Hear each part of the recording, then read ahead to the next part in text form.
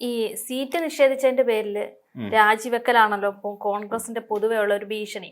ഇപ്പൊ Aloysius Xavier രാവിലെ ഒരു രാജി അറിയിച്ചിരുന്നു. അതായത് പ്രതീക്ഷ സീറ്റ് ഇടുക്കിയിലെ പൂഞ്ഞാറ്, പീരുമേടൊക്കെ ആദ്യം മുതലേ ഒരു പരിഗണനയിൽ ഉണ്ടായിരുന്നു. പക്ഷെ പിന്നീട് ഇപ്പൊ സ്ഥാനാർത്ഥി പ്രഖ്യാപനം വന്നപ്പോ പേരില്ല. അപ്പം ഇതിൽ ദേഷ്യം പിടിച്ചിട്ട് രാജി അറിയിച്ചു. ഇപ്പൊ KC ഇടപെട്ട് അനുനയിപ്പിച്ചിട്ടുണ്ട്. അപ്പം ഇതൊരു ട്രെൻഡാണ് ഇപ്പം. അതായത് രാജിവെക്കുമെന്ന് പറഞ്ഞ് ഭീഷണിപ്പെടുത്തി സീറ്റ് നേടിയെടുക്കാനുള്ള ഒരു ശ്രമം. ഇത് ശരിക്കും ഇപ്പൊ കോൺഗ്രസ് ഇങ്ങനെ ട്രെൻഡായി മാറിക്കൊണ്ടിരിക്കുക. ഇതില് ഈ ട്രെൻഡ് തുടങ്ങിയത് എനിക്ക് തോന്നുന്നു സരിനിൽ നിന്നാണ്. സരിന് പാലക്കാട് സീറ്റ് ആയിട്ട് ബന്ധപ്പെട്ടുകൊണ്ടുള്ള തർക്കത്തെ തുടർന്നാണല്ലോ സരിനും അതോടൊപ്പം തന്നെ വേറെ ഒരു യൂത്ത് കോൺഗ്രസിന്റെ നേതാവും ഒക്കെ അവരൊക്കെ രാജിവെക്കുകയും പിന്നീട് പുറത്തേക്ക് പോവുകയും ചെയ്തൊരു സാഹചര്യം കേരളത്തിൽ ഇത് ആദ്യത്തെ ഒന്നുമല്ല. ഇതിനു മുമ്പ് ഇവരാണ് ആ ഒരു ട്രെൻഡിന് തുടക്കം ഇട്ടത്. പക്ഷെ ആ ഒരു ഭയം ഇപ്പോൾ ഉള്ളത് കൊണ്ടായിരിക്കാം അലോഷ്യസ് സേവ്യർ ഈ പറയുന്ന പോലെ ഒരു രാജി പ്രഖ്യാപനം നടത്തി. ഞാൻ രാജിവെക്കാൻ പോകുന്നു KSUവിന്റെ സംസ്ഥാന അധ്യക്ഷ സ്ഥാനത്ത് നിന്ന്. ഒന്നാമത് KSUവിന്റെ നേതാവ് ഒരു യുവ നേതാവാണ്. ആ യുവ നേതാവ് രാജിവെക്കുമ്പോൾ അത് തീർച്ചയായും ഗുണപ്പെടുന്നത് മറ്റൊരു രാഷ്ട്രീയ പാർട്ടിക്കായിരിക്കും. മിക്കപ്പോഴും BJPക്ക് തന്നെ ആയിരിക്കാനാണ് സാധ്യത. കാര്യം കോൺഗ്രസിന്റെ അടുത്ത തട്ടകം എന്ന് പറഞ്ഞാൽ BJP തന്നെയാണ്. അതിനകത്ത് സംശയമൊന്നുമില്ല. നമ്മൾ ദേശീയ തലത്തിൽ എടുത്ത് നോക്കിക്കഴിഞ്ഞാലും നിരവധി നേതാക്കന്മാർ, ഇപ്പം നമുക്ക് അറിയാവുന്ന പോലെ ആരിഫ് മുഹമ്മദ് ഖാൻ ഉൾപ്പെടെ, അസം മുഖ്യമന്ത്രിയായിട്ടിരിക്കുന്ന ഹിമന്ത് ബിശ്വ ശർമ്മ ഉൾപ്പെടെ അങ്ങനെ നിരവധിയായ നേതാക്കന്മാരെ നമുക്ക് കോൺഗ്രസ് വിട്ട് BJPയിലേക്ക് പോയ മുഖ്യമന്ത്രി നേതാക്കന്മാർ തന്നെ നിരവധി പേര് ഉണ്ട്. മുഖ്യമന്ത്രിമാർ തന്നെ ഒരുപാട് പേരുണ്ട്. അപ്പോൾ അങ്ങനെ ഒരു സാഹചര്യത്തിൽ അങ്ങനെ ഒരു ഭയം ഇവരുടെ ഉള്ളിൽ, KC വേണുഗോപാലിന്റെ ഉള്ളിലുണ്ട്. ഇവരെ രാജിവെച്ച് പുറത്തു പോയാൽ അവിടെ ഒരു പ്രശ്നമാവും. ചിലപ്പോൾ കുറച്ച് തീപ്പൊരിയുള്ള നേതാക്കന്മാരൊക്കെ കൂടെ ചാടി ചിലപ്പം ഇടതുപക്ഷത്തേക്ക് ചാടാനുള്ള സാധ്യതയും CPMലേക്കോ CPIയിലേക്കോ ഒക്കെ ചാടിയാൽ അത് വലിയ കാര്യമായിരിക്കും. ശരിക്കും പറഞ്ഞു കഴിഞ്ഞാൽ എനിക്ക് ഓർമ്മ വരുന്നത് സതീശന്റെ ഒരു പ്രസ്താവന ഉണ്ടായിരുന്നു. അതായത് CPI എന്ന് പറയുന്ന രാഷ്ട്രീയ പാർട്ടി LDF എന്ന് പറയുന്ന മുന്നണിക്കകത്ത് ഭയങ്കര അസ്വസ്ഥരാണ് എന്നായിരുന്നു അദ്ദേഹം നടത്തിയ ഒരു വലിയ വെളിപ്പെടുത്തൽ. അപ്പോൾ അതുകൊണ്ട് ഏത് സമയത്തും അവർക്ക് ഇങ്ങോട്ടേക്ക് വരാം. അതാണ് അദ്ദേഹം ഉദ്ദേശിച്ച ഒരു വലിയ വിസ്മയം സംഭവിക്കുമെന്ന് ശരിക്കും അക്ഷരാർത്ഥത്തിൽ VD സതീശൻ ഉദ്ദേശിച്ചത് CPI LDF വിട്ടിട്ട് UDFിൽ ലയിക്കുന്ന ഒരു വലിയ രാഷ്ട്രീയ മാറ്റമായിരുന്നു. പക്ഷെ അതൊന്നും നടന്നില്ല. നമുക്കറിയാം, തെരഞ്ഞെടുപ്പിന്റെ പ്രഖ്യാപനം കഴിഞ്ഞ പാടെ തന്നെ ആദ്യം സ്ഥാനാർത്ഥി ലിസ്റ്റ് പുറത്തേക്ക് വിടുന്ന പാർട്ടി CPI ആണ്. പക്ഷേ ഇതുവരെ ആയിട്ടും ഇത്ര നേരമായിട്ടും ഈ വലിയ കോളിളക്കം സൃഷ്ടിച്ച് 24 മണിക്കൂറിനകത്ത് സ്ഥാനാർത്ഥി പട്ടിക പുറത്തു വിടുമെന്ന് പറയുന്ന കോൺഗ്രസിനെ സംബന്ധിച്ചിടത്തോളം എത്ര അപഹാസ്യരായിട്ടാണ് അവർ മാറുന്നതെന്നാണ് നമ്മൾ ചിന്തിക്കേണ്ടത്. ഇപ്പം ഒരാൾ എന്നിട്ട് അവിടെ ബഹളം ഉണ്ടാക്കി സുധാകരന് സീറ്റ് കൊടുക്കുന്നു. സുധാകരന് സീറ്റ് കണ്ണൂരിൽ കൊടുക്കുമ്പോൾ എല്ലാവരും ചിന്തിക്കുന്നത് സുധാകരൻ ഇനി എന്ത് വന്നാലും നാണം കെട്ടും കിടക്കും എന്നുള്ള കാര്യം കോൺഗ്രസിലുള്ളവർക്കറിയാം. ഈ സമയത്ത് അദ്ദേഹത്തിന്റെ നടക്കാൻ വയ്യുന്നേ. സുധാകരനെ സംബന്ധിച്ചിടത്തോളം ഇത്രയും പ്രായമായി, അദ്ദേഹത്തിന് മറ്റ് ചില ആരോഗ്യ പ്രശ്നങ്ങളുണ്ട്. അമേരിക്കയിൽ അദ്ദേഹം അവിടെ നാട് കാണാൻ പോയല്ലോ, ട്രീറ്റ്മെന്റിന് അദ്ദേഹം പോയിട്ടുണ്ട് അമേരിക്കയിൽ. ശരീരത്തിലെ മസിലുകൾ വീക്കാവുന്ന രോഗം അദ്ദേഹത്തിനുണ്ട്. അദ്ദേഹം ഭയങ്കര വീക്കാണ് ശരിക്കും പറഞ്ഞാൽ. അദ്ദേഹത്തിന്റെ ചില നടന്നുകൊണ്ടുള്ള ബൈറ്റിൽ ഒരാൾ അദ്ദേഹത്തിന് ഹെൽപ്പ് ചെയ്യുന്നുണ്ട് നടക്കാൻ വേണ്ടിയിട്ട്. അദ്ദേഹത്തിന്റെ മുണ്ട് പോലും അദ്ദേഹത്തിന് പിടിച്ചു വെക്കാൻ കഴിയാത്ത ഒരു നടന്നു പോകുന്ന കൂട്ടത്തിൽ അത്ര ആരോഗ്യപരമായ മോശാവസ്ഥയിലൂടെ കടന്നു പോകുന്ന ഒരാളാണ്. അതായത് ഈ ഒരു 5 വർഷം കൂടി ഒരു മന്ത്രിസ്ഥാനത്ത് ഇരിക്കാൻ പറ്റിയ ആരോഗ്യസ്ഥിതി അദ്ദേഹത്തിന് ഇല്ല. വാസ്തവം പറഞ്ഞാൽ നമ്മൾ ഒരാളുടെ ആരോഗ്യത്തെ പറഞ്ഞിട്ട് കളിയാക്കുകയല്ല, അതാണ് വാസ്തവം. അപ്പം എന്തുകൊണ്ടാണ് സുധാകരന് വേണ്ടിയിട്ട് പാർട്ടി അയഞ്ഞത് എന്ന് ചോദിച്ചു കഴിഞ്ഞാൽ അല്ലെങ്കിൽ ഇത്രയും കടുംപിടുത്തം പിടിച്ചു. ഇപ്പൊ നമുക്ക് വേണമെങ്കിൽ സ്വാഭാവികമായിട്ട് ചിന്തിക്കാവുന്ന കാര്യം സുധാകരൻ ഇത്രത്തോളം കിടന്ന് പാടുപെടേണ്ടി വന്നു. എന്നിട്ട് പോലും സുധാകരനെ ഇത്രയും സമരം ചെയ്തിട്ടാണ് സുധാകരൻ ഒടുവിൽ സീറ്റ് നൽകിയത്. എന്നാൽ KC വേണുഗോപാലും ആരും അങ്ങനെ ഒരു വലിയ ഇടപെടൽ ഇക്കാര്യത്തിൽ നടത്തിയിരുന്നില്ല. എന്നിട്ടും അലോഷ്യസ് സേവ്യറിന്റെ കാര്യത്തിൽ എന്താണ് KC ഇത്ര പെട്ടെന്ന് ഇടപെട്ടത് എന്നൊരു ചോദ്യം എല്ലാവരുടെയും മനസ്സിലുണ്ടാവും. അതിനുള്ള മറുപടിയാണ് സുധാകരനെ സംബന്ധിച്ചിടത്തോളം സുധാകരൻ ഇനിയും ചാടാൻ പറ്റില്ല. അതായത് ഈ ലോക്സഭയുടെ കാലാവധി കഴിയുന്നവരെ സുധാകരൻ ചാടിക്കഴിഞ്ഞാൽ സുധാകരൻ ഇനിയും അങ്ങോട്ട് സുധാകരൻ ഒരു ലോക്സഭാ MP എന്നുള്ള സ്ഥാനം പോലും സുധാകരൻ ഉണ്ടാവില്ല എന്നുള്ള കാര്യം സുധാകരൻ നന്നായിട്ട് അറിയാം. അതുകൊണ്ട് തന്നെയാണ് അദ്ദേഹം ചാടാതെ പാർട്ടിയിൽ സ്ഥാനമാനങ്ങൾ രാജിവെക്കാതെ പാർട്ടിയിൽ തന്നെ വീണ്ടും കടിച്ചു തൂങ്ങി തുടർന്നത്. അതുകൊണ്ട് തന്നെയാണ് പിന്നെ സുധാകരനൊരു ഈ പറയുന്ന എന്താ പറയുക ഒരു ഇതുണ്ടാവും. അതായത് ഒരു ആത്മവിമർശനം സ്വയം ഉണ്ടാവാനുള്ള സാധ്യതയുണ്ട്. കാരണം എന്താണെന്ന് വെച്ച് കഴിഞ്ഞാൽ ഞാൻ ഇത്രയൊക്കെ ചെയ്തിട്ട് പാർട്ടി എന്നെ ഇല്ലല്ലോ, അപ്പം സ്വാഭാവികമായിട്ടും ആത്മാഭിമാനത്തിന് മങ്ങലേൽക്കും. ഞാനൊരു വലിയ സംഭവമാണ് എന്ന് സുധാകരൻ ഇപ്പോഴും വിശ്വസിക്കുന്നുണ്ട്. ഒന്നും അല്ല എന്ന് പൊതുജനത്തിനും അറിയാം, പാർട്ടിക്കാർക്കും അറിയാം. എന്നിട്ട് ഞാനൊരു വലിയ സംഭവമാണ്, ഞാൻ എന്തിന് ഞാനാ എന്ന് പറയുന്ന പോലെ ഒരു അവസ്ഥയിലാണ് സുധാകരൻ പോകുന്നത്. അപ്പൊ അതുകൊണ്ടാണ് സുധാകരന്റെ അടുക്കെ ഇത്രയും നാള് പിടിച്ചു നിന്നത്. നമ്മൾ ഇങ്ങോട്ട് നോക്കി കഴിഞ്ഞാൽ പീരുമേട് അവിടെ പൂഞ്ഞാറിലാണെങ്കിൽ പോലും ഇടുക്കിയിലാണെങ്കിൽ പോലും ഈ അലോഷ്യസ് സേവ്യറിനെതിരെ ശക്തമായ ഒരു പ്രാദേശിക വികാരമുണ്ട്. എന്താന്ന് പറയുമ്പോൾ പൂഞ്ഞാറിൽ പോസ്റ്ററുകൾ പ്രത്യക്ഷപ്പെട്ടു. കാര്യം കെട്ടിയിറക്കിയ ഒരു സ്ഥാനാർത്ഥിയെ നമുക്ക് വേണ്ട എന്നുള്ള നിലയിൽ തന്നെ അവിടെ പൂഞ്ഞാറിൽ പോസ്റ്റർ പ്രചരണം നടത്തിയിരുന്നു. ഇടുക്കിയിൽ സമാനമായ സംഭവം ഉണ്ടായി, പീരുമേട്ടിൽ സംഭവം ഉണ്ടായി. പീരുമേട്ടിലുണ്ടായെന്ന് പറഞ്ഞൊരു ട്രേഡ് യൂണിയൻ നേതാവിനെയാണ് അവർ ആഗ്രഹിക്കുന്നത്. അപ്പോൾ അങ്ങനെ ആഗ്രഹിക്കുന്ന ഒരു സാഹചര്യത്തിൽ അതിന് അനുയോജ്യരായ സ്ഥാനാർത്ഥിക്ക് പകരം ഇങ്ങനെയുള്ള ഒരു സ്ഥാനാർത്ഥിയെ ഞങ്ങൾക്ക് വേണ്ട എന്ന് പീരുമേടുകാരും തീർത്തു പറഞ്ഞു. അപ്പൊ ഇങ്ങനെ ഞങ്ങൾക്ക് വേണ്ട സ്ഥാനാർത്ഥികളെ അല്ല നിങ്ങൾ തന്നുകൊണ്ടിരിക്കുന്നത് എന്ന് കോൺഗ്രസിനെതിരായി ശക്തമായ ഒരു അമർഷവും വികാരവും ഇപ്പോഴും ഉണ്ട്.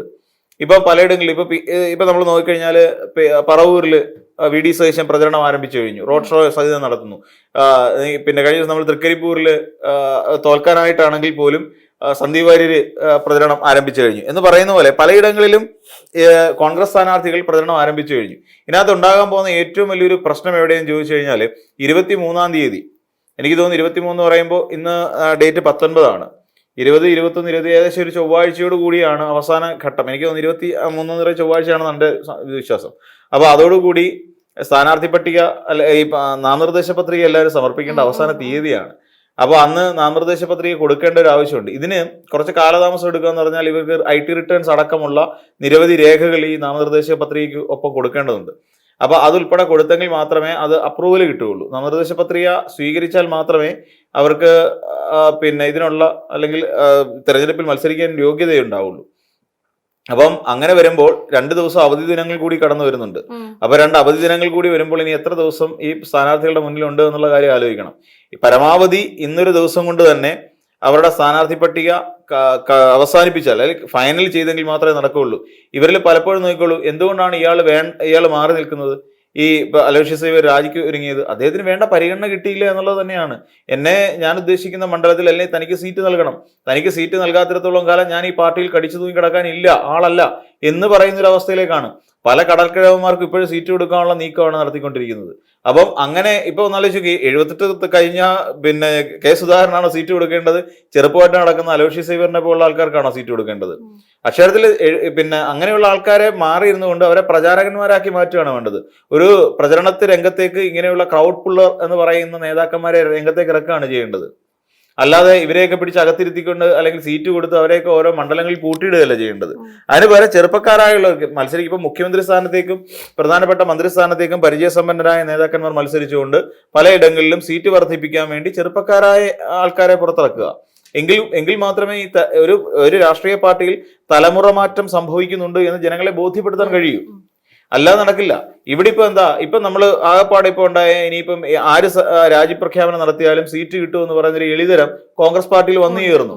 ഇല്ലെങ്കിൽ മല്ലികാർജ്ജുൻ ഖാർഗെ എടുക്കലും രാഹുൽ ഗാന്ധി എടുക്കലും ചെന്ന് ഭീഷണിപ്പെടുത്തിയാൽ ആ ഭീഷണിക്ക് മുമ്പിൽ മുട്ടുവിറച്ച് മൂത്രം ഒഴിച്ച് നിൽക്കുന്നവരാണ് ഹൈക്കമാൻഡ് എന്ന് പറയുന്ന ഒരു പ്രവണത അല്ലെങ്കിൽ ആ ഒരു തോന്നൽ ജനങ്ങൾക്കിടയിലേക്ക് ഒരുക്കി കൊടുക്കാൻ ഇവര് മനസ്സിലാക്കാത്ത ഒരു കാര്യം, മനസ്സിലാക്കാത്തല്ല, ഇവർക്ക് ബോധമില്ലാത്ത ഒരു കാര്യം ഇതെല്ലാം ജനങ്ങൾ കണ്ടുകൊണ്ടിരിക്കുന്നു. അതെ, ഓരോ ദിവസം പണ്ടത്തെ പോലല്ലേ, ഇപ്പൊ എന്ത് നടന്നാലും മീഡിയാസ് വഴി ഇത് പുറത്തോട്ട് വരും. ഇത് ജനങ്ങൾ എങ്ങനെ കാൽക്കുലേറ്റ് ചെയ്യും എന്നുള്ളത് ഇനി തെരഞ്ഞെടുപ്പ് കഴിഞ്ഞ് റിസൾട്ട് വരുമ്പോഴേ അറിയത്തുള്ളൂ. കാരണം അവർക്ക് ഒരു വിശ്വാസം നഷ്ടപ്പെട്ട് കാണും.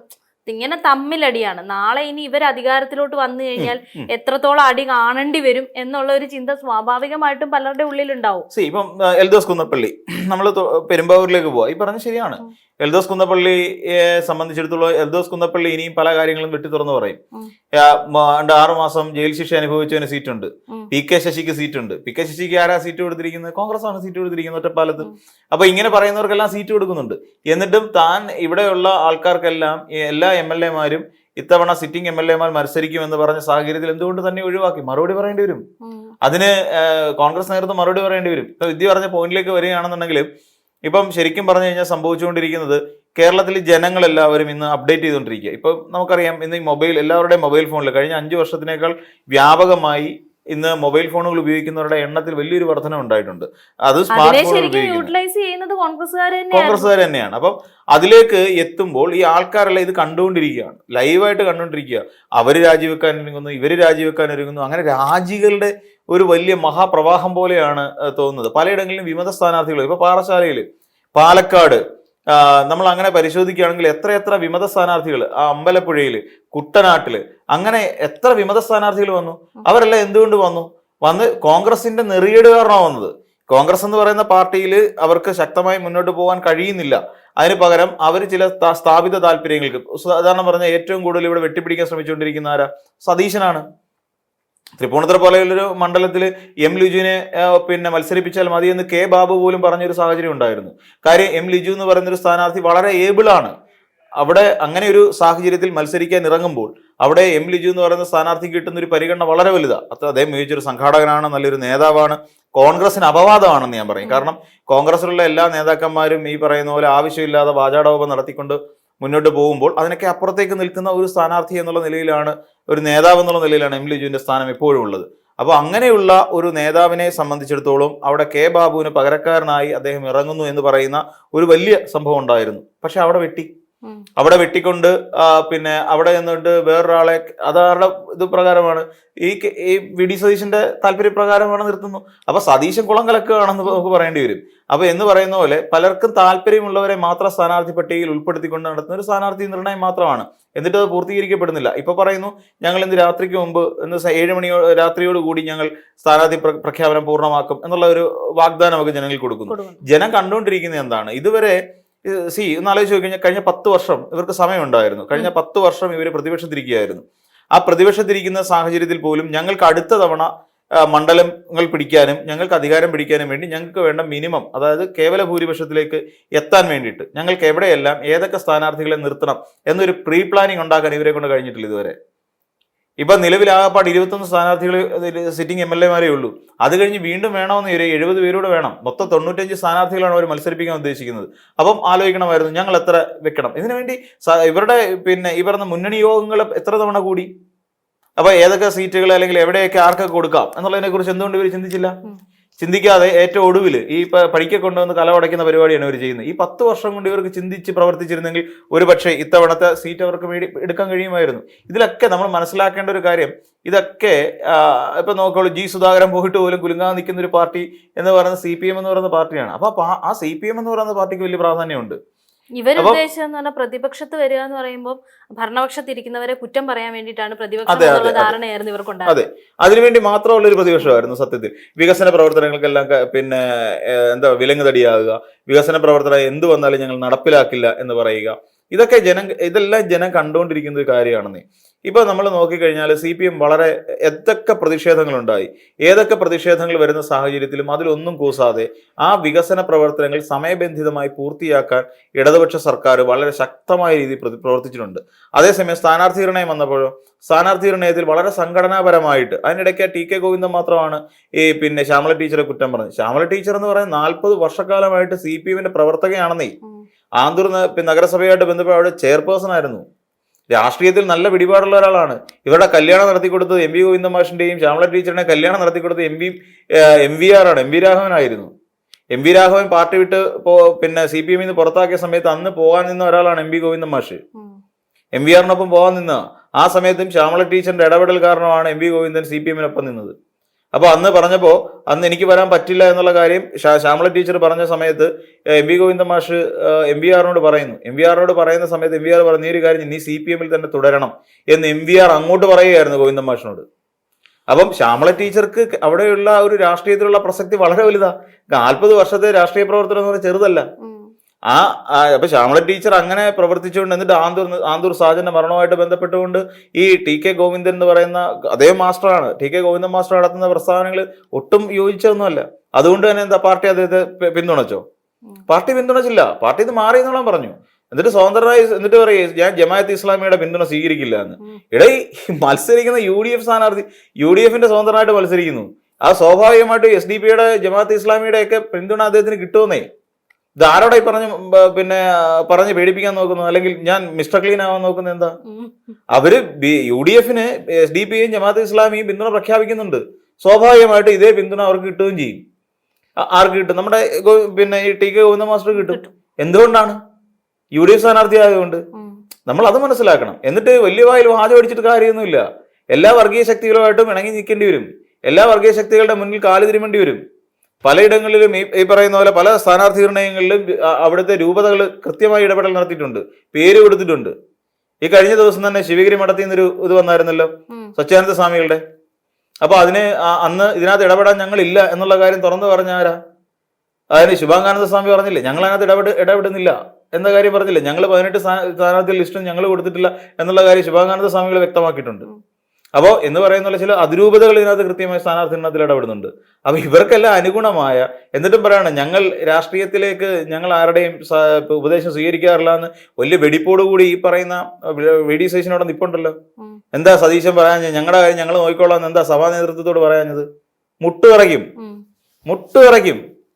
അതുകൊണ്ടാ, മനസ്സിലായില്ലേ? സഭാ നേതൃത്വത്തോട് പോയി പണിയാക്കാൻ പറഞ്ഞാൽ അവര് നേരെ BJPക്ക് പിന്തുണ കൊടുക്കുന്നേ. അതാണ് പ്രശ്നം. ഇങ്ങനെയുള്ള തുടങ്ങി ഒരുപാട് ഭീഷണികളുടെ നടുവിലാണ് നിൽക്കുന്നത്. അതായത് CPM-ൽ എത്ര സഭാ നേതൃത്വം ഇടപെട്ടിട്ടുണ്ട്? CPM-ൽ എത്ര ജാതീയ കക്ഷികൾ ഇടപെട്ടിട്ടുണ്ട്? SNDP ആണെങ്കിലും പുറത്തേക്കുള്ളൂ. SNDP എന്ന് ഞാൻ മൊത്തത്തിൽ പറഞ്ഞാലേ, വെള്ളാപ്പള്ളി ആണെങ്കിലും പുറത്തേക്കുള്ളൂ, അകത്ത് കയറി ഇടപെടാൻ സമ്മതിക്കില്ല. പിണറായി വിജയൻ അധികാരത്തിൽ ഇരിക്കുന്ന സമയത്ത് തന്നെയാണല്ലോ വെള്ളാപ്പള്ളിക്ക് ഇപ്പൊ പണി കിട്ടിയിരിക്കുന്നത്. അപ്പൊ വെള്ളാപ്പള്ളി അതോടുകൂടി പത്തി താത്തു. അത് വേറൊരു കാര്യം. അപ്പൊ ഇങ്ങനെ CPM എന്ന് പറയുന്ന ഒരു രാഷ്ട്രീയ പാർട്ടിയെ സംബന്ധിച്ചിടത്തോളം സ്ഥാനാർത്ഥി നിർണ്ണയം വളരെ സിമ്പിളായി ലളിതമായി കൊണ്ടുനടക്കാൻ കഴിയുമ്പോൾ, ഇവിടെ UDF എന്ന് പറയുന്നത് കോൺഗ്രസ് പാർട്ടി എന്ന് പറയുന്ന ഒരു പാർട്ടിയെ സംബന്ധിച്ചിടത്തോളം ഒരു 95 സ്ഥാനാർത്ഥികളെ തെരഞ്ഞെടുക്കാൻ വേണ്ടിയിട്ട് പെടുന്ന പാടാലോചിക്കുമ്പോഴാണ് എത്രയെത്ര വിവാദങ്ങൾ, എത്ര വിമത സ്ഥാനാർത്ഥികൾ, എത്ര സ്വന്തം സ്ഥാനാർത്ഥികൾ, എത്രയേറെ രാജ്യഭീഷണി, എത്രയെത്ര സമ്മർദ്ദങ്ങൾ. കോന്നിയിൽ അടുത്ത രണ്ടാമത്തെ ആള് അടൂർ പ്രകാശ്, എന്തെല്ലാം പ്രശ്നങ്ങളാണ് ഇവിടെ നടന്നുകൊണ്ടിരിക്കുന്നത്. ഇതൊക്കെ ജനങ്ങളുടെ മുമ്പിൽ നാളെ ഇവര് ഭരിക്കുന്ന സമയത്ത് ഈ വകുപ്പുകളെ ഇവരെങ്ങനെ ഏകോപിപ്പിക്കും? ഇപ്പൊ ഈ പറയുന്ന പോലെ ഒരു ഉണ്ടാകാതിരിക്കട്ടെ, കോവിഡ് പോലെ ഒരു മഹാമാരി ഇവിടേക്ക് വന്നു കഴിഞ്ഞാൽ, അല്ല അങ്ങനെ ഒരു ദുരന്തത്തിലേക്ക് നമ്മൾ പോകുമ്പോൾ ആരാണ് ഇതൊന്ന് കോർഡിനേറ്റ് ചെയ്യുക, എങ്ങനെ ഏകോപിപ്പിക്കാൻ പറ്റും എന്നുള്ള കാര്യം ആലോചിച്ച് നോക്കണം. അപ്പൊ അവിടെയാണ് ജനങ്ങൾ കൺഫ്യൂസിങ് ആയി നിൽക്കുന്നത്. ഭരണവിരുദ്ധ വികാരം എന്ന് പറഞ്ഞാൽ ഇതിപ്പം ശരിക്കും പറഞ്ഞാൽ കേരളത്തിൽ ഇപ്പൊ ഉണ്ടാകാൻ പോകുന്ന പ്രതിപക്ഷ വിരുദ്ധ വികാരം ഉണ്ടാകാൻ പോവാ, അല്ലെങ്കിൽ UDF വിരുദ്ധ വികാരമാണ് ഇനിയിപ്പോ കേരളത്തിൽ ഉണ്ടാകാൻ പോകുന്നതെന്നാണ് വളരെ എളുപ്പത്തിൽ നമ്മൾ പറയുന്നത്.